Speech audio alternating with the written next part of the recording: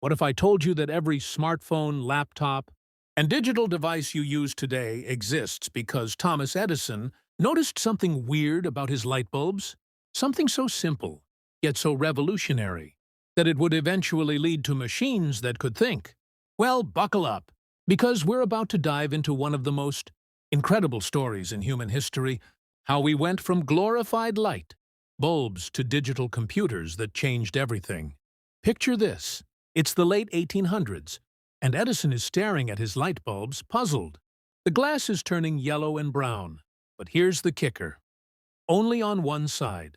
What's happening here? Well, it turns out that when you heat up that carbon filament to over 2000 Kelvin, that's scorching hot. It doesn't just give off light. It's literally boiling electrons right off its surface. These electrons are floating around in the vacuum. And since Edison was using DC electricity, they're all attracted to the positive wire. They shoot across the bulb like tiny bullets and smash into the glass, discoloring it. Edison had accidentally discovered what we now call thermionic emission, the foundation of all electronics. This wasn't just a curiosity. This was the moment that set the stage for an electronics revolution. Fast forward to 1904, and John Fleming has a brilliant idea. What if we put a second electrode inside that bulb? Boom! The world's first electronic device is born. The thermionic diode. This thing was like a one-way street for electricity. Make the plate positive and electrons flow.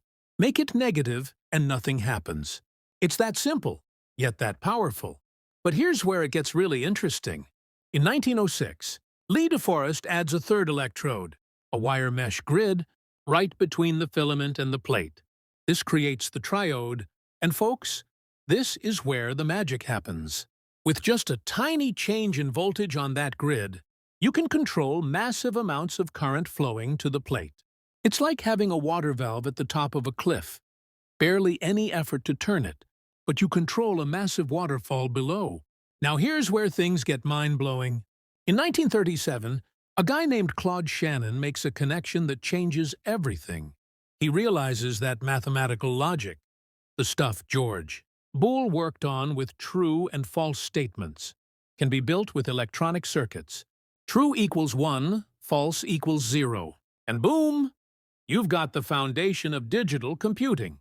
That same year, George Stibitz builds something incredible on his kitchen table using tobacco tins, light bulbs, and old telegraph relays. It could add 1 plus 1. Sounds boring, right? Wrong! He had just tricked electrons into doing math. This humble device, called the Model K, was humanity's first digital calculator. Think about what just happened here. We took abstract mathematical concepts and made them physical. We convinced electricity to solve problems for us. Within 2 years, Stibitz and his team at Bell Labs built machines with 400 relays that could add 8-digit numbers in 1/10 of a second. But those mechanical relays were loud, slow, and broke constantly. The clicking and clacking would drive you insane. That's when scientists realized they already had the perfect electronic switch, the vacuum tube triode. No moving parts, silent operation, and lightning-fast switching between on and off states. Just pure electron control. This led to ENIAC in 1945, the world's first electronic, programmable computer. This monster filled an entire room, weighed 30 tons, and guzzled so much electricity it needed its own generator. But here's the incredible part.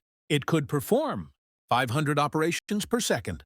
In an era when computers were still people with calculators, this was absolutely revolutionary. ENIAC was immediately put to work on the hydrogen bomb calculations, problems so complex that scientists said it would have been impossible without this electronic brain. But vacuum tubes had problems. They were huge, power-hungry, and unreliable. ENIAC could only run for about 116 hours before a tube would burn out and need replacement.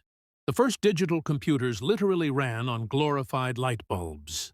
That's why they were massive, consumed enormous amounts of power, and constantly broke down. But here's the incredible thing.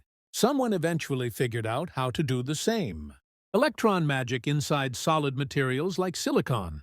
And that, my friends, is how we got from Edison's curious observation about discolored light bulbs to the device you're probably watching this on right now. Every click, every swipe, every computation, happening in your pocket, right?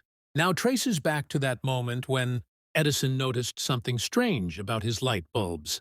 The next time you use any electronic device, remember, you're witnessing the descendants of those first electrons that Edison saw dancing in the darkness, now orchestrated into the most complex symphony of logic and computation our species has ever created.